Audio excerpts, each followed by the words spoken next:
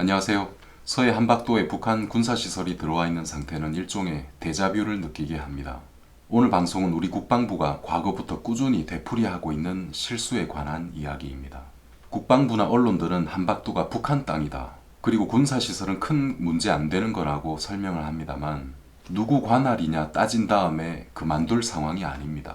안보에 위협이 예상되면 적극적으로 조치를 해야 됩니다. 한박도에서 인천공항이 45km 거리에 있습니다. 2014년 8월입니다. 김정은은 서해 북방 한계선에 인접한 무인도 5군데를 기지화하라는 교시를 내렸습니다. 2015년부터 갈도, 장제도, 무도, 아리도, 한박도에 포와 초소 레이더가 설치됐습니다. 우리 해병대는 2017년에 한박도에 인접한 해병대 기지를 요새화시켰고 유사시에 대비해서 한박도 초토화 계획을 세웠습니다. 북한은 분단 이후로 한결같이 그렇게 해왔습니다.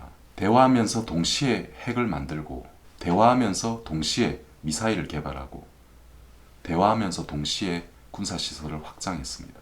왜 그것이 가능했느냐? 대한민국 정치인들의 그릇된 욕망 때문입니다. 노벨 평화상 받고 싶은 마음, 한반도 평화의 중재자로 기억되고 싶은 마음, 통일시대를 열었던 대통령이 되고 싶은 마음 때문입니다. 문제는 북한은 그렇게 다뤄야 할 상대가 아니라는 점입니다. 그 사실을 모르거나 외면하는 대통령들은 자주 북한에 끌려다녔습니다. 우리 군은 정치의 영향을 받는 군대입니다. 인사권 때문인 것 같습니다. 2002년 제2연평해전을 예로 들어보겠습니다. 당시는 정치적으로는 남북 간의 화해 모드였죠. 남북 정상회담한 지 2년밖에 지나지 않았습니다. 이 책 제목은 진실은 하나, 제2연평해전의 실체적 진실이라는 책입니다. 한철용 제5679 정보부대 전 부대장께서 쓰셨습니다.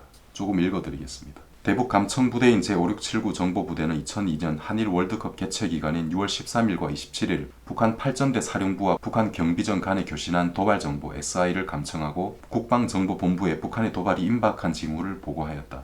그 내용 중에는 발포라는 도발 용어가 무려 5번이나 언급되었고 공격 무기까지 거명되어 있었다. 그러나 국방부 군수뇌부는 예하 부대에 내려보내는 블랙북의 결정적인 도발 징후 SI를 삭제한 채 전파하였다. 뿐만 아니라 북한 경비정이 우리 해군의 반응을 떠보기 위해 2차례에 걸쳐 북방 한계선을 침범했던 것도 대북 감청부대는 의도적 침범이라 보고했으나 군 수뇌부는 단순 침범으로 수정하다라 했다.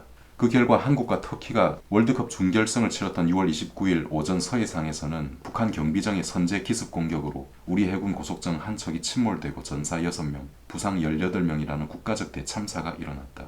당시 국방정보본부가 대북 감청부대 수집 SI를 예하 부대에 사실대로 하달하였더라면 북한 경비정이 기습 공격당하는 일은 없었을 것이다. 그런데 군 수뇌부는 대북 감청부대의 엄중하고 특이한 감청 정보를 왜 왜곡 조작 삭제하였던가? 여러분, 정확히 같은 시기 2002년에 두 가지 그림이 있었습니다. 하나는 북한 응원단의 그림입니다. 또 하나는 참수리 357호의 그림입니다. 제가 이 부분을 읽어드리겠습니다. 45페이지. 월드컵 경기 초기에 TV 앞에 나와서 서해는 우리가 이상 없이 지키고 있으니 국민 여러분께서는 마음 놓고 월드컵을 즐기십시오라며 국민을 안심시켰던 357 고속정 정장 고 윤영하 소령이 함교를 겨냥한 적의 포탄에 맞아 쓰러지고 정장 옆에 있던 부정장 이희완 중위는 오른쪽 다리를 잃는 부상을 입었다. 다리에 중상을 입은 상황에서 부정장 이희완 중위는 우리 정장님을 살려라 외친 후 필사의 현장 전투 지휘를 하여 북한 경비정에 막대한 피해를 입혀 퇴각토록 하였다. 고 조천영 중사는 숨이 끊어진 순간까지 20mm 발칸포의 방아쇠를 놓지 않고 적에게 포탄을 퍼붓던 중에 적의 조준 집중 사격을 받아 가슴에 총을 맞고 그 자리에서 전사하였다. 고 황도현 중사도 죽는 그 순간까지 20mm 발칸포의 방아쇠를 놓지 않고 적에게 포탄을 퍼붓고 있던 중에 적의 선제 저격 집중 사격으로 이마의 정통으로 포탄을 맞고 붉은 피를 흘리며 전사하고 만다. 그의 얼굴의 3분의 1 정도는 형체를 알아볼 수 없을 정도였다. 이리하여 우리 20mm 발칸포는 초전에 무력화되고 말았다. 이는 북한의 저격수가 우리의 20mm 자동 발칸포를 초전에 제압하는 전술을 구사했기 때문이었다. 고 서후원 중사는 방탄벽이 없는 갑판 위에서 M60 기관총으로 필사에 사격을 하다가 적의 집중 사격을 받고 전사하고 만다. 고 한상국 중사는 조타실이 피격되자 수동으로 조작하는 함정의 키를 잡고 참수리 고속정과 함께 운명을 같이했다. 고 박동혁 병장은 이리저리 뛰어다니며 부상당한 전우들을 응급처치하다가 적탄을 무수히 맞아 중상을 입고 후송치료 중 유명을 달리했다. 참수리 357호의 의무병이었던 박상병은 첫 포탄에 함교와 조타실이 피격되면서 파편에 쓰러진 정장 고 윤영하 소령을 몸으로 덮고 함교 계단 아래로 끌고 내려가 심폐소생술을 시도했다. 그러나 소용없음을 깨닫고는 다시 나가서 쓰러지는 전우들을 치료하기 위해서 몸을 숨기지 않고 뛰어다녔다. 총을 쏘는 전투병은 엄폐물에 몸을 숨긴 채로 사격하기 마련이지만 부상병을 찾아 이동하는 의무병은 전투 시 가장 위험한 처지에 놓이는 것이다.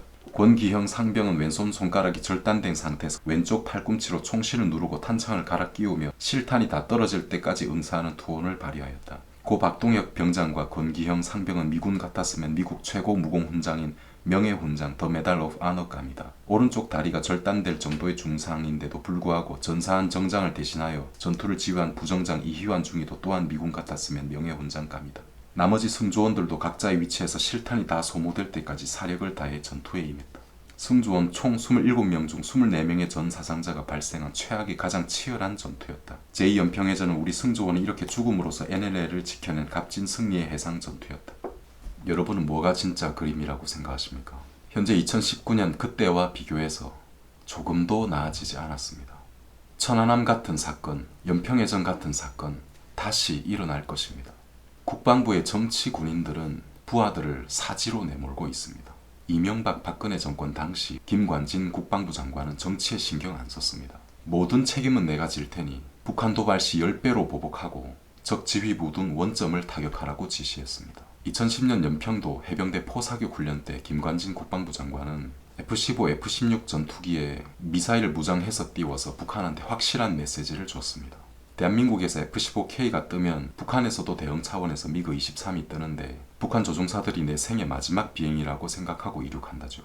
2015년 북한 지뢰 도발 때 우리 군은 북지역으로 K9 자주포를 동시에 사격했습니다. 이 사건 후에 북측에서 먼저 협상을 제안했고 북한은 휴전 이후 최초로 도발을 시인했고 유감을 표시했습니다. 그래서 김관진은 김정은이 가장 무서워하고 싫어하는 사람이었습니다. 특이한 건 김정은이 싫어하는 사람은 문재인 정부에서도 싫어합니다. 문재인 정부 출범 직후에 국정과제 제1호로 적폐 청산 시작했고 국정원 댓글 수사 중에 변창훈 검사, 국정원 소속 정모 변호사가 스스로 목숨을 끊었습니다. 김관진은 구속됐다가 구속 적부심으로 풀려났습니다. 사드 배치 총 책임자였던 박찬주 대장님 전역사 일부를 옮겨봅니다. 정치가들이 평화를 외칠 때 오히려 전쟁의 그림자가 한 걸음 더 가까이 다가왔다는 각오를 다져야 합니다. 그것은 역사가 증명하고 있습니다. 비록 정치 지도자들이 상대방의 선의를 믿더라도 군사 지도자들은 선의나 설마를 믿지 말고 우리 스스로의 능력과 태세를 믿을 수 있도록 대비해야 합니다. 힘이 뒷받침되지 않은 평화는 진짜 평화가 아니며 전쟁을 각오하면 전쟁을 막을 수 있습니다. 박찬주 대장님은 정권교체 이후에 표적 수사를 당해서 한때 구속됐다가 무죄를 선고받았습니다. 예포도 없이 의장대 사열도 없이 군을 떠났습니다.